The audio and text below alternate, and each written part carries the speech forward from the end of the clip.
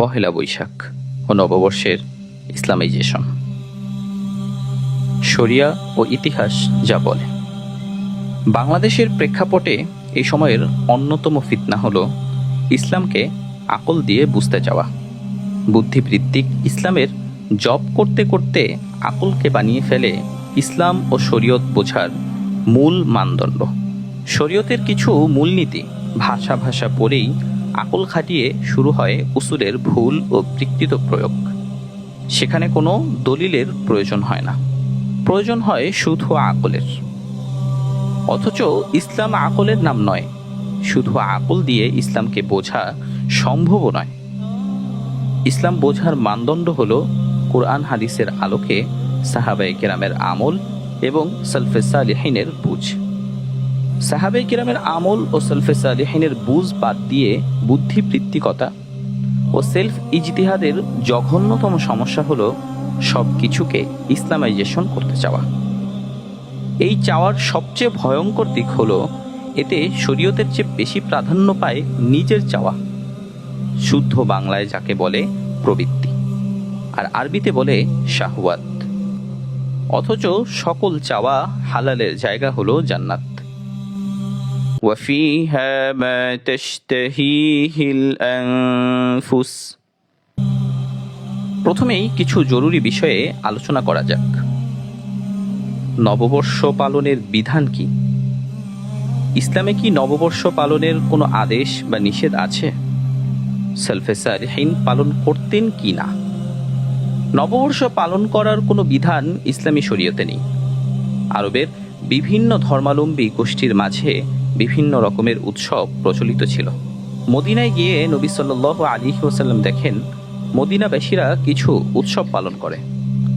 আহলে কিতাব সকল ধর্মের জন্য আল্লাহ তাআলা নির্দিষ্ট শরীয়ত ও কর্মপদ্ধতি বলে দিয়েছেন। আল্লাহ তাআলা বলেন, লিকুল্লিন জাআলনা মিনকুম শিরআতাও ওয়া মিনহাজা। আমি তোমাদের প্রত্যেককে একটি করে শরীয়ত ও কর্মপদ্ধতি দিয়েছি। এর প্রেক্ষিতে আল্লাহ তাআলা মুসলিমদের জন্য দুইটি ঈদ প্রদান করেছেন। আনাস রাদিয়াল্লাহু আনহুর হাদিস শুনুন। রাসূল সাল্লাল্লাহু আলাইহি ওয়াসাল্লাম মদিনায় এসে দেখলেন দুটি বিশেষ দিন তারা আনন্দ উৎসব করে। নবী সাল্লাল্লাহু আলাইহি ওয়াসাল্লাম জিজ্ঞেস করেন, এই দিন দুটি আসলে কি? তারা উত্তর দেন, জাহেলিয়াতে আমরা এই দিন দুটি আনন্দ করতাম। তখন রাসূলুল্লাহ সাল্লাল্লাহু আলাইহি ওয়াসাল্লাম বলেন, আল্লাহ তাআলা এই দুটি দিনের পরিবর্তে তোমাদেরকে এর চেয়ে উত্তম দুটি দিন দান করেছেন, ঈদ উল ফিত্র, ঈদ উল আযহা। ইসলামী শরীয়তে এই দুই দিবসের বাইরে আলাদা আনন্দ উৎসবের জন্য কোনো দিবস নেই, এবং এই দুই উৎসবের দিবসেও উৎসবের প্রকৃতি কেমন হবে সেটা আল্লাহ তাআলা নবীজির মাধ্যমে শিখিয়ে দিয়েছেন।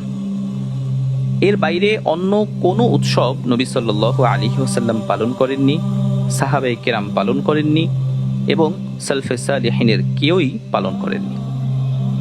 না নববর্ষ কেউ পালন করেছেন, আর না জন্মদিন।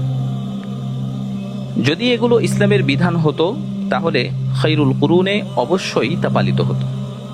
এখন আমাদেরকে জানতে হবে নববর্ষ পালনের ধারা কোত্থেকে এসেছে। সেকালের পারস্য বর্তমানের ইরানে নববর্ষ পালন হতো ঘটা করে, এবং সেটা সেই জাহিলিয়াতের যুগ থেকেই। আরবিতে একে বলা হতো নেইরুজ, মূল ফার্সিতে নওরোজ, অর্থাৎ নববর্ষ। পারস্যের পাশাপাশি মিশরের লোকেরাও এই দিবস পালন করত। হাফেজ যাহাবী রহমতুল্লাহি আলাইহি লেখেন, নওরোজ হল কিবতী বর্ষের প্রথম দিন। এই দিন মিশরীয়রা বাড়াবাড়ি রকমের আমল করে, সবাই উৎসবের জন্য সমবেত হয়। এই দিবসটিকে তারা ঈদ বা উৎসবের দিন হিসেবে গ্রহণ করে। বসন্তের প্রথম দিনকে বলা হয় নওরোজ। পারস্যের লোকেরা ছিল অগ্নিপূজক, মিশরের কিবতীরা ছিল ফেরাউনের গোত্রের। তাহলে দেখা যাচ্ছে নববর্ষ পালনকারী দুটি জাতি মূলত মুশরিক। মুশরিকদের থেকেই এই উৎসবের উৎপত্তি।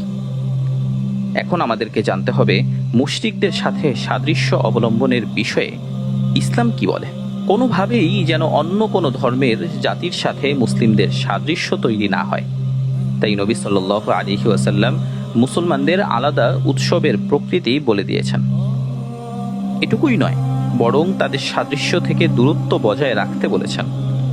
নবী সাল্লাল্লাহু আলাইহি ওয়াসাল্লাম সব সময় সতর্ক করেছেন, জাহান্নামীদের শিয়ার বা নিদর্শন যেন কোনো মুসলিমের মাঝে না আসে, হোক সেটা খাওয়া পড়া, আনন্দ উৎসব, শোক বেদনা কিংবা আমল ও চিন্তায়।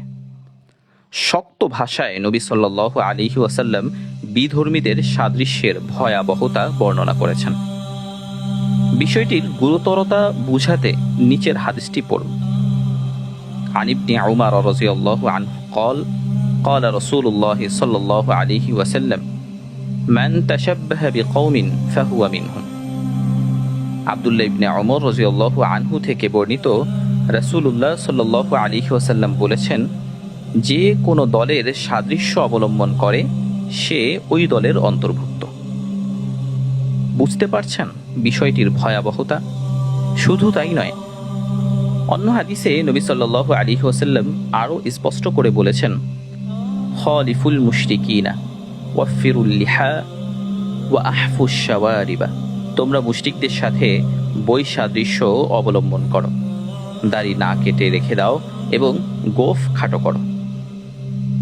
মুশরিকদের উৎসবে অংশগ্রহণ তো দূরের কথা, বাহ্যিক বেশভূষায়ও যেন কোনো মিল না থাকে, এই বিষয়েও নবীজি নির্দেশ দিয়েছেন।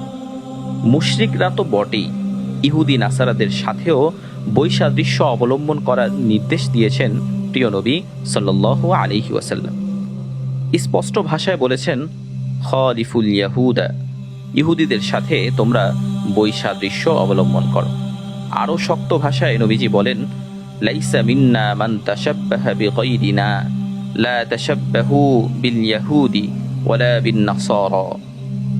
যে অন্যদের সাদৃশ্য অবলম্বন করে সে আমাদের দলভুক্ত নয়। তোমরা ইহুদি এবং নাসারাদের সাথে সাদৃশ্য অবলম্বন করো না। এগুলো সরাসরি নির্দেশসূচক হাদিস।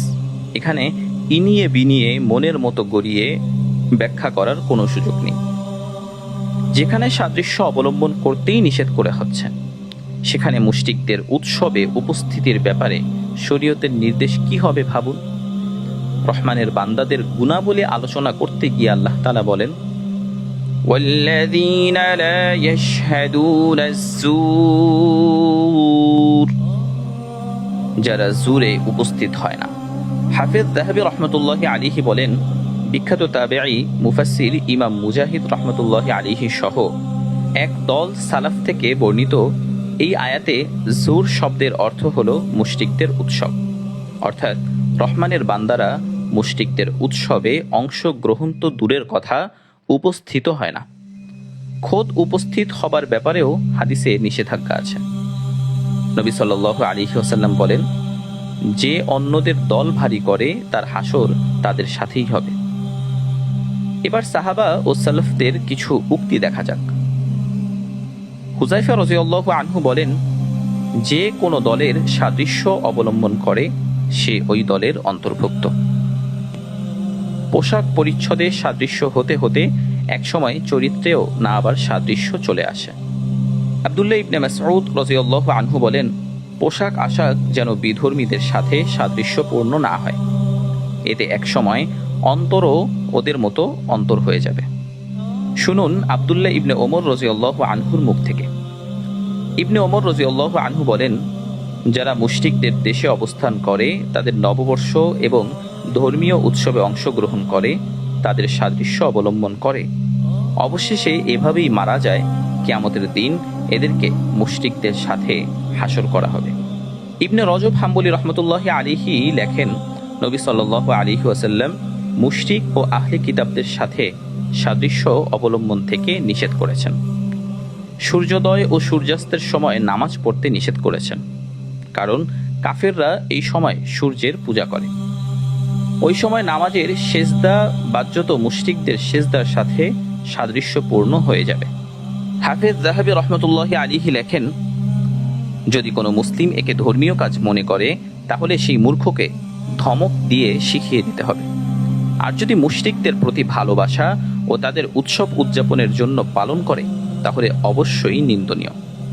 আর যদি অভ্যাসবশত এবং পরিবার ও শিশুদেরকে আনন্দ দেওয়ার জন্য করে তাহলেও তা নিন্দনীয়। আমলের বিচার হয় নিয়ত অনুযায়ী। এই জন্য অজ্ঞ ব্যক্তিকে বিষয়টির গুরুতরতা নম্রভাবে বুঝিয়ে দিতে হবে। তাহলে দেখা যাচ্ছে নববর্ষ পালনের ধারা এসেছে মুশরিকদের থেকে, আর মুশরিকদের সাথে যে কোনো ধরনের সাদৃশ্য অবলম্বন থেকে নবী সাল্লাল্লাহু আলাইহি ওয়াসাল্লাম নিষেধ করেছেন। মুশরিকদের কোনো উৎসবে উপস্থিত হতে কোরআন সরাসরি নিষেধ করেছে, হাদিসে নিষেধাজ্ঞা এসেছে। ইমাম ইবনে রজব হাম্বলি ও হাফিজ যাহাবী রহমতুল্লাহি আলাইহি এর বক্তব্য থেকে স্পষ্ট দেখা যাচ্ছে নববর্ষ পালন করা ইসলামে নিষিদ্ধ। তারপরও কিছু মানুষ এই উৎসবে যায়, সে যুগেও যেত, এই যুগেও যায়। খোদ যাহাবী রহমতুল্লাহি আলাইহি বলছেন, মিশরে কিপ্তিদের সেই উৎসবে কিছু মুসলমানও তাদের সাথে তাল মিলিয়ে পালন করত। এবার দেখা যাক আমাদের দেশের নববর্ষের অবস্থা। বাংলাদেশে মোট 2 ধরনের নববর্ষ পালিত হয়, 31st নাইট এবং পহেলা বৈশাখ। 31st নাইট যে পশ্চিমের অন্ধ অনুকরণ, এ নিয়ে বিস্তারিত লেখার প্রয়োজন নেই। 31st নাইট পালন না জায়েজ হবার বিষয়টিও সবাই খুব ভালোভাবে বোঝেন। এখন আমাদের আলোচ্য বিষয় হলো পহেলা বৈশাখ এবং নববর্ষকে ইসলামীকরণ। পহেলা বৈশাখের ইতিহাস। পহেলা বৈশাখের ইতিহাস সম্পর্কে মোটামুটি 2 ধরনের বক্তব্য পাওয়া যায়। প্রথম বক্তব্য হচ্ছে এমন, দ্বীনে ইলাহির প্রবর্তনকারী মুঘল সম্রাট আকবর এই ধারা চালু করেছেন। বাংলা সনের মূল নাম ছিল তারিখে ইলাহি। দ্বিতীয় যে মতটি পাওয়া যায়, পহেলা বৈশাখ উৎসবটি ঐতিহ্যগত হিন্দু নববর্ষ উৎসবের সাথে সম্পর্কিত, যার প্রবর্তনকারী রাজা শশাঙ্ককে মনে করা হয়। আবার কিছু লোকের মতে রাজা বিক্রমাদিত্য এর প্রবর্তনকারী। যেই করুক, প্রবর্তনকারী সবাই মুশরিক, এ ব্যাপারে কোনো সন্দেহ নেই। আধুনিক নববর্ষ উদযাপনের খবর প্রথম পাওয়া যায় 1917 সালে। প্রথম বিশ্বযুদ্ধে ব্রিটিশদের বিজয় কামনা করে সে বছর পহেলা বৈশাখে হোম কীর্তন ও পূজার ব্যবস্থা করা হয়। এরপর 1938 সালেও অনুরূপ কর্মকাণ্ডের উল্লেখ পাওয়া যায়। পহেলা বৈশাখের মূল প্রকৃতি ও মাহাত্ম্য বুঝতে হলে আপনাকে পশ্চিমবঙ্গ ও কলকাতায় উদযাপনের বিবরণ দেখতে হবে। উইকিপিডিয়ার নিবন্ধ থেকে সরাসরি উদ্ধৃত করছে। সারা চৈত্র মাস জুড়েই চলতে থাকে বর্ষবরণের প্রস্তুতি। চৈত্র মাসের শেষ দিন অর্থাৎ চৈত্র সংক্রান্তি বা মহাবিষুব সংক্রান্তির দিন পালিত হয় গাজন উৎসব। সারা চৈত্র মাস জুড়েই চলতে থাকে বর্ষবরণের প্রস্তুতি। চৈত্র মাসের শেষ দিন অর্থাৎ চৈত্র সংক্রান্তি বা মহাবিষুব সংক্রান্তির দিন পালিত হয় গাজন উৎসব উপলক্ষে চড়ক পূজা অর্থাৎ শিবের উপাসনা। এই দিনেই সূর্য মীন রাশি ত্যাগ করে মেষ রাশিতে প্রবেশ করে। এই দিন গ্রাম বাংলার বিভিন্ন অঞ্চলে আয়োজিত হয় চড়ক মেলা। এই মেলায় অংশগ্রহণকারী সন্ন্যাসী বা ভক্তগণ বিভিন্ন শারীরিক কসরত প্রদর্শন করে আরাধ্য দেবতার সন্তোষ প্রদানের চেষ্টা এবং সাধারণ মানুষের মনোরঞ্জন করে থাকেন। এছাড়া বহু পরিবারে বর্ষ শেষের দিন টক এবং তিতা ব্যঞ্জন ভক্ষণ করে সম্পর্কের সকল তিক্ততা ও অম্লতা বর্জন করার প্রতীকী প্রথা 21 শতাব্দীতেও বিদ্যমান। পরের দিন অর্থাৎ পহেলা বৈশাখ প্রতিটি পরিবারে স্নান সেরে বয়োজ্যেষ্ঠদের প্রণাম করার রীতি বহুল প্রচলিত। বাড়িতে বাড়িতে এবং সকল ব্যবসা প্রতিষ্ঠানে চলে মিষ্টান্ন ভোজন। ব্যবসা প্রতিষ্ঠানগুলির অধিকাংশই এদিন থেকে তাদের ব্যবসায়িক হিসেবের নতুন খাতার উদ্বোধন করে, যার পোশাকি নাম হালখাতা। এই উপলক্ষে ব্যবসায়িক প্রতিষ্ঠানগুলিতে মঙ্গলদাত্রী লক্ষ্মী ও সিদ্ধিদাতা গণেশের আরাধনা করা হয়। নতুন খাতায় মঙ্গল চিহ্ন স্বস্তিক আঁকা হয়ে থাকে। এগুলো হলো পহেলা বৈশাখের মৌলিক প্রথা, অর্থাৎ পহেলা বৈশাখের গোড়া মূলত হিন্দু ধর্মাবলম্বীদের জন্য, যার সাথে জড়িয়ে আছে তাদের দেবদেবীদের পূজা অর্চনা। সুতরাং এটি যে মুশরিকদের উৎসব হিসেবে পরিত্যাজ্য হবে, একজন মুসলিমের জন্য কোনো দ্বিধা বা সন্দেহের অবকাশ নেই। একটু আগে আমরা দলিল সহ আলোচনা করে এসেছি, ইসলামে নববর্ষ পালনের কোনো বিধান নেই। নববর্ষ পালনের মূল ধারা এসেছে পারস্যের অগ্নিপূজক এবং মিশরের মুশরিক কিপ্তি জাতি থেকে। কোরআন হাদিসের আলোকে সাহাবা ও সালাফের বক্তব্য অনুযায়ী স্পষ্টভাবে আমরা দেখেছি মুশরিক ও বিধর্মীদের উদ্ভাবিত নববর্ষ উৎসব এবং ধর্মীয় উৎসবে মুসলিমরা অংশগ্রহণ করতে পারবে না। সুতরাং পহেলা বৈশাখেও অংশগ্রহণ করতে পারবে না।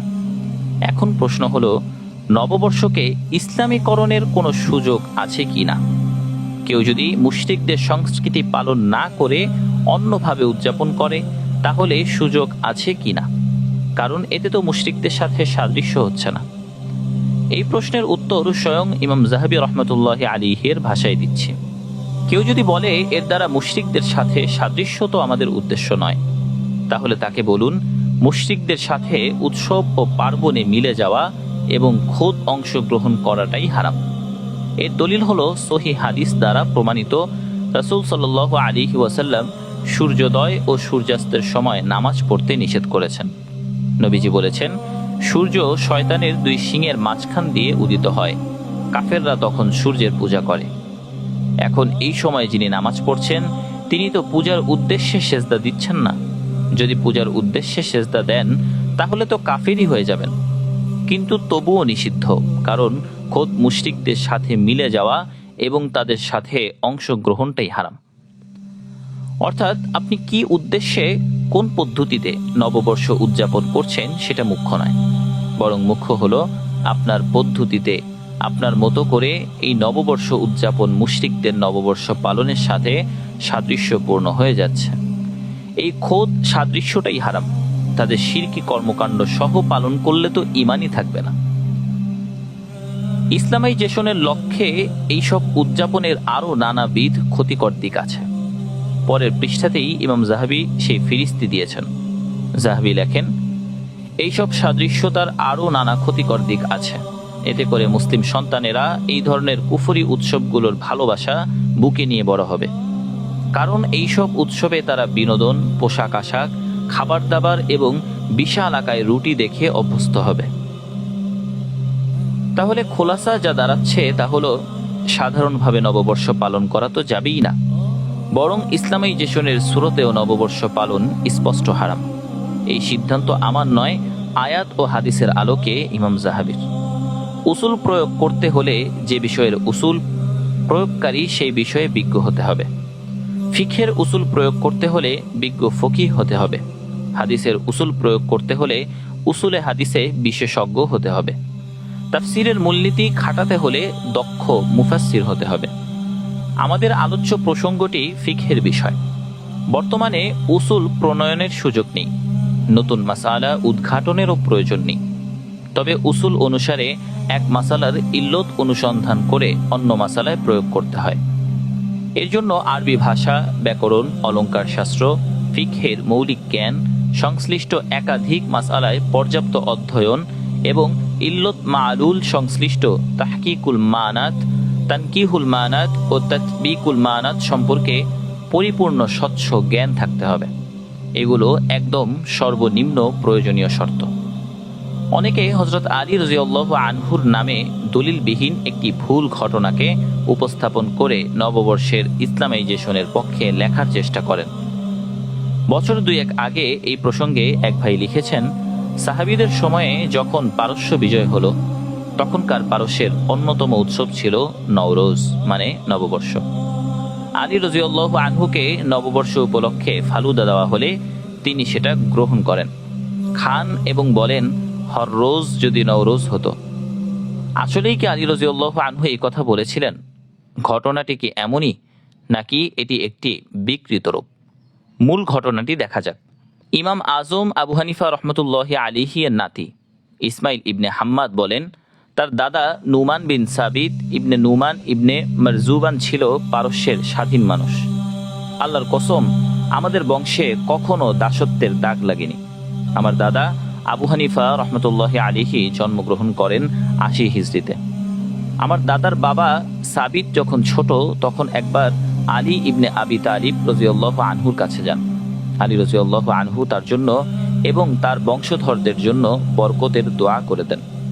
আল্লাহর কাছে আমাদের আশা, আমাদের বংশের ক্ষেত্রে আলী রাদিয়াল্লাহু আনহুর দোয়া কবুল করে নিয়েছেন।